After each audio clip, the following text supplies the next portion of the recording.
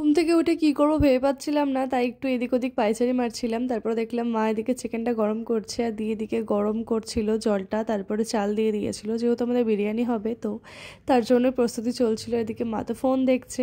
এরপরে খেয়ে নিয়েছিলাম একটা কেক। আর এদিকে দেখতে পাচ্ছ এত দিদিদের বাড়িতে মানে গাছ আছে, এত অ্যালোভেরা জেল হয়েছে যে এতগুলো মানে ডাল নেওয়ার পরও আরও অনেকগুলো থেকে গেছে। তো এরপরে ডালটা রেখে দিয়েছিলাম, একটু একটু করে স্কিনে হেয়ারে অ্যাপ্লাই করছিলাম। তো এরপরে দেখতে পাচ্ছ স্নান করে নিয়েছিলাম। তো স্নান করে আমি এই ভেসলিনের বডি লোশনটা ইউজ করি, এটা খুব ভালো।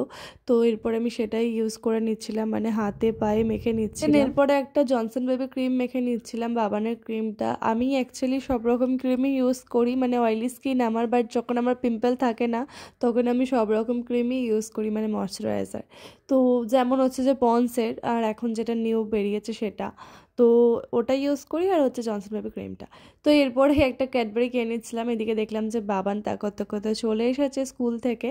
তো বাবানদের স্কুল থেকে দিয়েছিল ফুল হাতা ড্রেস, যেহেতু শীতকাল পড়ে গেছে। তো এদিকে দেখতেই পাচ্ছ আমাদের বিরিয়ানিও হয়ে গেছে। তো এরপরে বিরিয়ানি খাওয়ার পালা। তো আমরা লাঞ্চ করতে বসে পড়েছিলাম। এদিকে চিকেন কষা আর তার সাথে বিরিয়ানি। দুপুরে তো জমিয়ে খাওয়া দাওয়া হলো। জমিয়ে খাওয়া দাওয়া করার পর খুব ঘুম আসছিল।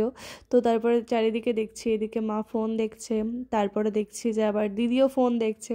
তো তারপরে আমি কী করবো ভেবে পাচ্ছিলাম না, হলাম আমি ঘুমিয়ে যাই, আমি তো সবসময় ফোন দেখতেই থাকি। তো যাই হোক, এরপরে আমি শুয়ে পড়েছিলাম।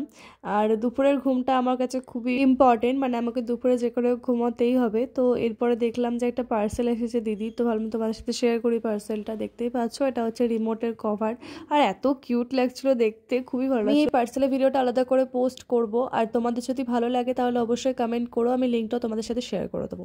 এদিকে সন্ধ্যাবেলায় চা করতে গিয়ে একটা কাণ্ড হয়ে গেছে, দেখতেই পাচ্ছ। ইলেকট্রিক কেটলিতে ফার্স্ট টাইম চা করছিলাম, তো চাটা পড়ে কি অবস্থা দেখতেই পাচ্ছ। তো যাই হোক, কোনোরকমভাবে চাটা করি। আর এরপরে মা দিকে বিস্কুটটা করছিল, যেহেতু নতুন ছিল তো প্যাকেটটা ছিঁড়ছিল। নেওয়ার পর চলে গেছিলাম পাশের ঘরে বাবানকে পড়ানোর জন্য। আর বাবানের দুধ খাওয়া দেখে কিন্তু আমার ছোটোবেলাকার কথা মনে পড়ে যাচ্ছিল। আমরা যেরকম ছোটোবেলায় দুধ খেতাম গ্লাসে করে, তখন কিন্তু এরকম গোপ টাইপের হয়ে যেত। তো যাই হোক, এরপরে বাবান লিখে নিচ্ছিল। আর বাবান কিন্তু লিখতে ভালোই শিখে গেছে, মাঝে মাঝে একটু দুষ্টুমি এটাই। তো যাই হোক, এরপরে আমার সিরিয়াল আরম্ভ হয়ে গেছিলো 9টা থেকে। তো এরপরে আমি সিরিয়াল দেখছিলাম, দেন হচ্ছে একটু মিররে দেখে নিচ্ছিলাম নিজেকে। আর এরপরে বাবানের গানটা দেখো, ক্লে দিয়ে একটা বেশ ভালোই বাটারফ্লাই করেছিল, মানে ওর মাম্মার যেই ফোনের কভারটা আছে সেটার ছাপ দিয়েছিল, তো বেশ ভালো লাগছিল। তো এরপরে বাবান আমাকে আদর করছিল, আমি হঠাৎই বুঝতে পারলাম না কেন। বাবানকে জিজ্ঞাসা করলাম আদর করার কারণ কি, তো বললো যে মানি বলেছে সবসময় তোমাদেরকে আদর করতে। তো যাই হোক, এরপরে আমরা আহার দেখছিলাম, দেখতেই পাচ্ছ। তো এরপরে এদিকে দেখলাম যে দিয়ে জিজু মেলে আলুর পরোটা করছে, তার সাথে আলুর তরকারি করেছিল ঝাল ঝাল করে, আর অন্যরকম করে করেছিল একটু আলুর তরকারিটা। তো এখানে আলুর পরোটা আমাদের রেডি হয়ে গেছিলো। আমাদের কিন্তু ডিনার করতে করতে 12টা বেজে গেছিলো। তো যাই হোক, দিদিদের বাড়িতে এলে কিন্তু এরকমই হয়, দিদিরা কিন্তু এরকম টাইমেই ডিনার করে, ওরা রাত করে রান্না শুরু করে, রাত করেই খায়। তো যাই হোক, এরপরে আলুর পরোটা খেয়ে নিয়েছিলাম, আবার আলু দিয়ে, মানে আলুর তরকারি দিয়ে। যাই হোক, খেতে কিন্তু বেশ ভালোই ছিল।